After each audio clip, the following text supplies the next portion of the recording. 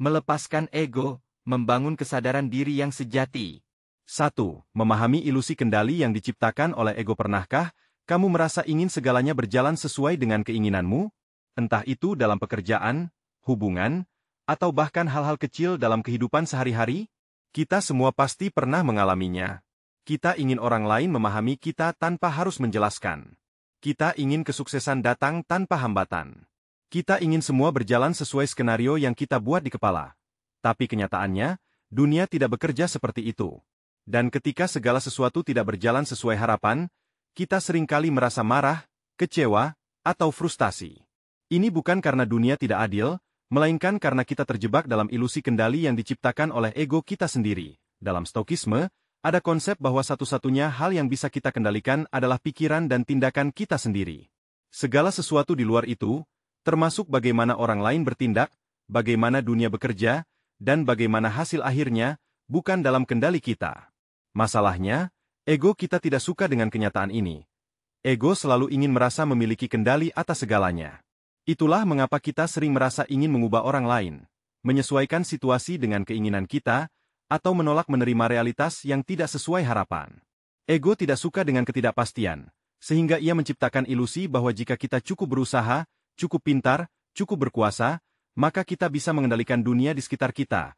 Tapi coba pikirkan, berapa banyak hal dalam hidupmu yang sebenarnya terjadi bukan karena kamu mengendalikannya, melainkan karena keadaan mengarah ke sana dengan sendirinya?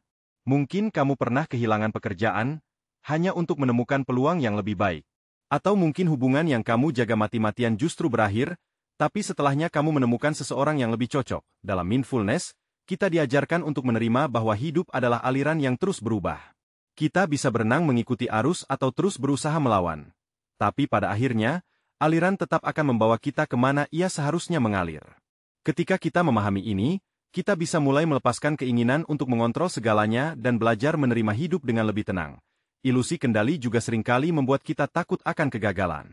Kita merasa bahwa jika kita cukup cerdas atau cukup berhati-hati, kita bisa menghindari kesalahan. Tapi dalam NLP, Neuro-Linguistic Programming, ada sebuah prinsip bahwa tidak ada kegagalan, hanya umpan balik. Artinya, setiap hasil yang kita dapatkan adalah pelajaran, bukan sesuatu yang harus kita takuti atau sesali. Coba bayangkan seseorang yang terus-menerus mencoba mengendalikan orang lain. Mereka mungkin mengatur pasangan mereka agar selalu bertindak sesuai keinginan mereka, mengontrol teman-temannya agar tetap ada di lingkaran mereka, atau bahkan mencoba mengubah cara orang berpikir agar sesuai dengan pandangan mereka. Pada akhirnya, orang-orang seperti ini justru merasa lebih tertekan dan kesepian, karena mereka berusaha menciptakan dunia yang sempurna versi mereka sendiri, sesuatu yang tidak mungkin terjadi. Kita bisa mulai melepaskan ilusi kendali dengan cara berlatih kesadaran diri. Saat kamu merasa ingin mengendalikan sesuatu, berhenti sejenak dan tanyakan pada dirimu sendiri, apakah ini sesuatu yang benar-benar bisa kukendalikan? Apakah aku mencoba memaksakan kehendakku kepada orang lain atau keadaan? Apa yang akan terjadi jika aku menerima situasi ini apa adanya? Pertanyaan-pertanyaan ini membantu kita melihat bahwa banyak hal dalam hidup sebenarnya di luar kendali kita. Dan itu tidak masalah. Justru dengan menerima ketidakpastian, kita bisa lebih fokus pada hal-hal yang benar-benar bisa kita ubah, cara kita berpikir, cara kita merespon situasi, dan tindakan yang kita ambil.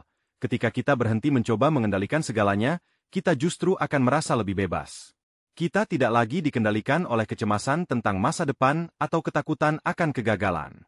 Kita bisa menjalani hidup dengan lebih ringan, lebih fleksibel, dan lebih damai. Jadi, mulai sekarang, perhatikan kapan ego mencoba mengambil alih. Setiap kali kamu merasa ingin mengontrol sesuatu, ingatkan dirimu bahwa dunia tidak akan selalu berjalan sesuai keinginanmu, dan itu tidak masalah. Melepaskan kendali bukan berarti menyerah, melainkan memilih untuk menjalani hidup dengan lebih sadar dan lebih bijaksana. Mau belajar lebih dalam tentang teknik, detachment, untuk hidup lebih tenang dan berkembang? Tunggu e-book, The Art of Letting Go, segera.